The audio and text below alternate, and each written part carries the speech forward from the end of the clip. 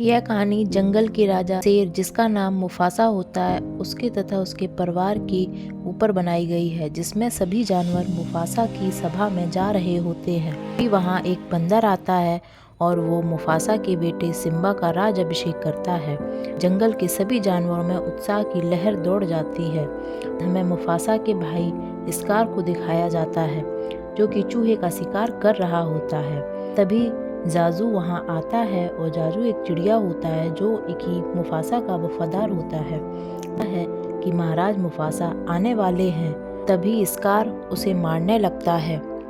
तभी वहाँ मुफासा आता है और स्कार से पूछता है कि तुम सिम्बा के राज अभिषेक में क्यों नहीं आए। स्कार जानबूझकर अभिषेक में नहीं आया क्योंकि वो सिम्बा को अगला राजा बनते नहीं देखना चाहता, वो खुद राजा बनना चाहता है। मुफासा स्कार से कहता है कि तुम हमें पहले की तरह धोखा मत देना। फिर स्कार वहाँ से चला जाता है। फिर हमें अगली सुबह सिम्बा को दिखाया जाता है, जो कि उस दिन जल्दी उठ जाता है क्योंकि उसके पापा ने उसे प्रॉमिस किया था कि वह सुबह उसे घुमाने ले जाएंगे। मुफासा उसे एक पहाड़ी की चोटी पर ले जाता है और कहता है कि ये सूरज की रोशनी जहाँ तक है, हमारा साम्राज्य वहाँ तक है, जिससे तुम अगले राजा होगे और हमारे अंत के बाद ये सूरज ढल जाएगा, जिसे तुम्हें फिर से उगाना है तथा साम्राज्य चलाना है। मुफासा सिम्बा को समझाता है कि राजा सबके साथ लेके चलता है, सब कुछ देने की सोचता है, ना कि लेने की। मुफासा मना करता है कि तुम काली घाटी के पास कभी नहीं जाओगे। फिर वहाँ जाजू आता है और कहता है गौरव भूमि में लकड़भंगे शिकार पर निकल रहे हैं। तभी मुफासा जंगल की ओर जाता है और सिम्बा भी उसके साथ जाने की जिद करता है, पर मुफासा उसे जाजू के साथ घर भेज देता है। फिर सिम्बा खेलते हुए अपने चाचा स्कार के पास पहुंचता है। स्कार उसे काली घाटी के बारे में बताता है, पर सिम्बा कहता है मुझे वहां जाने के लिए मना कर दिया है पापा ने। स्कार सिम्बा से कहता है कि राजा कहीं भी घूम सकता है। फिर सिम्बा अपनी माँ से नाला के साथ घूमने के लिए कहता है। माँ हाँ कह देती है और जाजू को भी साथ ले जाने को कहती है। ज़्यादा दूर जाने के लिए मना करती है। वो सब मौज मस्ती करते हुए काली घाटी में चले जाते हैं। वहाँ लकड़बग्घे उन्हें खाने के लिए आ जाते हैं। जाजू उन्हें बचाने की बहुत कोशिश करता है, पर सब लकड़बग्घे उन्हें घेर लेते हैं। तभी मुफासा आके उन्हें बचाता है। फिर मुफासा नाला को जाजू के साथ घर भेज देता है। सिम्बा को समझाता है कि आज तुमने मेरी बात नहीं मानी। तभी सिम्बा उससे माफ़ी मांगता है और दोनों खेलते हुए चले जाते हैं। फिर हमें काली घाटी दिखाई जाती है, इसमें स्कार जाता है और लकड़बग्घे की महारानी से कहता है कि तुम लोग यहाँ चींटी तक नहीं छोड़ते, पर आज मैंने 2 पिल्ले भेजे, वो नहीं मार पाए तुमने। स्कार उनसे कहता है कि क्यों ना हम सब मिलकर मुफासा को मार दें, फिर मैं राजा बनूंगा, तुम जिसका चाहो उसका शिकार जंगल में कर सकते हो। सभी लकड़बग्घे उसकी बात मान जाते हैं। फिर अगली सुबह हमें एक घाटी दिखाई जाती है जिसमें सिम्बा और स्कार नजर आते हैं। स्कार सिम्बा से कहता है यहाँ तुम अपनी दहाड़ की प्रैक्टिस कर सकते हो, जिससे तुम्हारे पापा खुश होंगे। सिम्बा दहाड़ता है, जिससे घाटी में हड़कंप मच जाता है। सभी जानवर सिम्बा की ओर दौड़ने लगते हैं। यह स्कार की एक चाल होती है। सिम्बा बचकर एक पेड़ पर लटक जाता है और उधर स्कार मुफासा से कहता है कि घाटी में हलचल है, सिम्बा भी वहाँ पर है।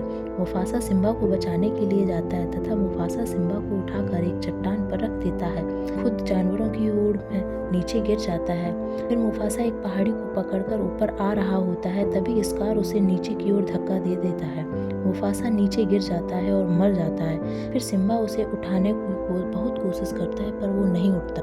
फिर स्कार वहाँ आता है और कहता है कि क्या कर दिया तुमने अपने ही पापा को मार दिया, अब तुम्हारी माँ क्या कहेगी। फिर उसे डराता धमकाता है। सिम्बा स्कार से पूछता है कि अब उसे क्या करना चाहिए। स्कार कहता है भाग जाओ कहीं दूर। सिम्बा भाग जाता है और स्कार उसके पीछे लकड़बग्घों को लगा देता है।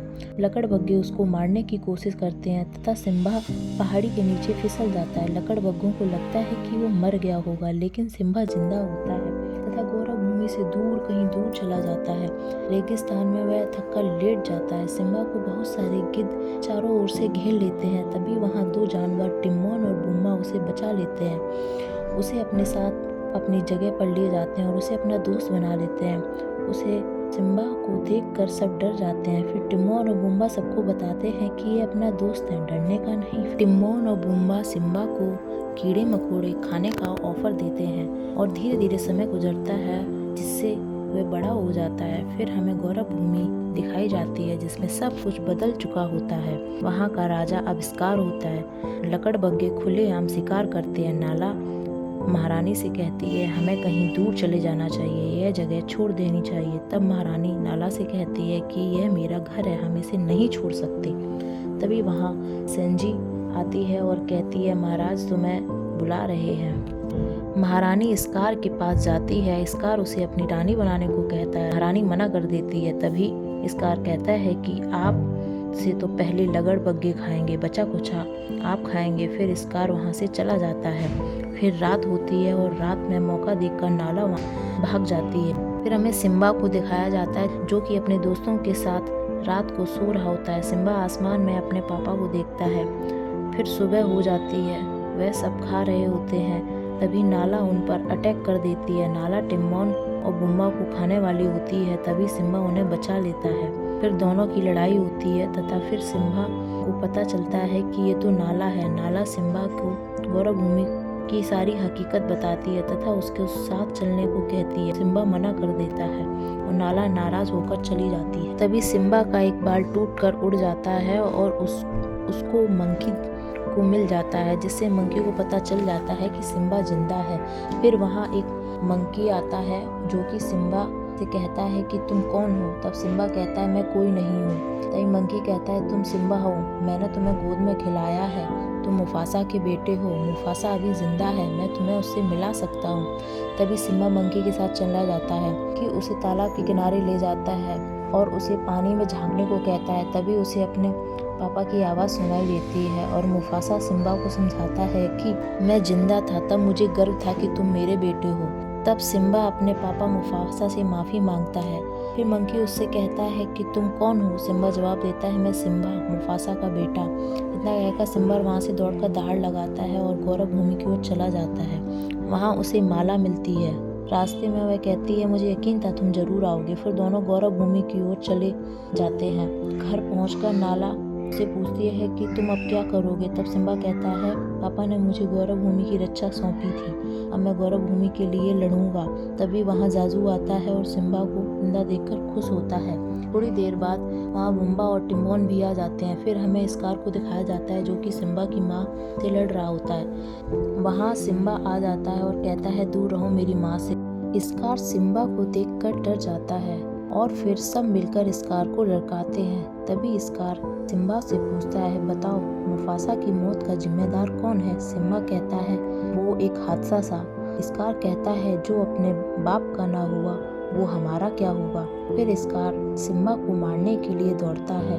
तभी आसमान में बिजली गिर जाती है और पहाड़ी के नीचे आग लग जाती है। फिर सिम्बा एक पहाड़ी पकड़कर लटक जाता है। तब स्कार कहता है ये नज़ारा तो देखा हुआ लग रहा है और कहता है मैंने ही तुम्हारे बाप को मारा था और अब तुम्हें भी मारूंगा। यह सुनकर सिम्बा स्कार का जबड़ा पकड़कर ऊपर आ जाता है। सबको पता चल जाता है कि स्कार ने ही महाराज मुफासा को मारा था। तभी स्कार सभी लकड़बग्घों को आदेश देता है कि सिम्बा को मार दो, पर सिम्बा सभी लकड़बग्घों को मार देता है और स्कार से लड़ते हुए एक पहाड़ी पे आ जाते हैं दोनों। स्कार सिम्बा से विनती करता है कि मुझे मत मारो। तभी सिम्बा कहता है मैं तुम्हारे जैसा नहीं हूँ। इतने में स्कार सिम्बा को आंखों में कोयला झोंक देता है। फिर सिम्बा उस पर दहाड़ता है और स्कार पहाड़ी से नीचे गिर जाता है, पर वह बच जाता है। फिर लकड़बग्घे वहाँ आते हैं और स्कार से कहते हैं कि तुमने धोखा दिया, तुमसे अच्छा तो मुफासा था। फिर सभी लकड़बग्घे स्कार को खा जाते हैं और फिर बारिश हो जाती है जिससे आग बुझ जाती है और गौरव भूमि में फिर से सिम्बा का शासन हो जाता है। सभी जानवर खुश हो जाते हैं। फिर सिम्बा और नाला का एक बच्चा होता है जो आने वाले समय में राजा बनेगा।